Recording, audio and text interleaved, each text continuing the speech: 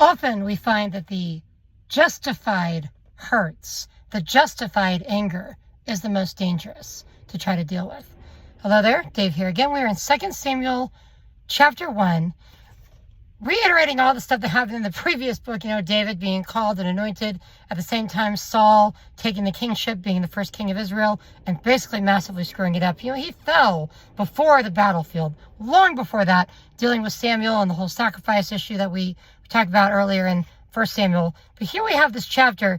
It's interesting because this Amalekite shows up and he claims that he slew Saul because he's in his mind trying to earn David's favor. But obviously at the end of 2 Samuel, you see it was a completely different situation. There was no Amalekite. Saul was already gone. The armor bearer saw it and all that. But it's interesting that the Amalekite said that. The politics of the day, everyone, even the enemies of Israel, knew the issues going on between Saul and David. So as soon as he saw that, he's like, I can make, David my friend. But David, no. He had every right to mourn over Saul. David had every right to rejoice over Saul being gone. But no, he mourned for Saul and Jonathan and for Israel that day.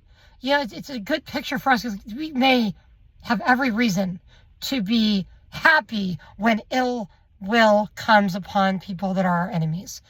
But we are not to do that. It's just like Jesus on the cross, my God, forgive them. Well, no, he didn't say that. But he said, forgive them for, he said, my God, why have you forsaken me? Different phrase that he said on the cross. But anyway, forgive them for they know not what they do. That's what we need to be having, that kind of attitude. It's interesting that he made it that, the Amalekite and everything. He brought the crown, brought the, things to David to show that Saul had been killed. It's interesting. Yeah, David could have easily been justified. He's like, no, Saul is the Lord's anointed. How dare you touch the Lord's anointed? So that is interesting. Then he does this whole song with a bow. He teaches them this new song. This is from some Hebrew poetry. Was really big and important back then and still is to this day. But it's interesting how the poem goes. It mentions the bow, just like Jonathan was big on archery. And David was trying to get archery back for the children of Israel to understand, because the Philistines had taken all their swords and weapons, so all they had was bows and other things that they could use to fight. Now, obviously, that's going to change with David in charge. But it says, I am distressed for you, my brother Jonathan. You are very pleasant to me. Your love to me is more wonderful than the love of a woman.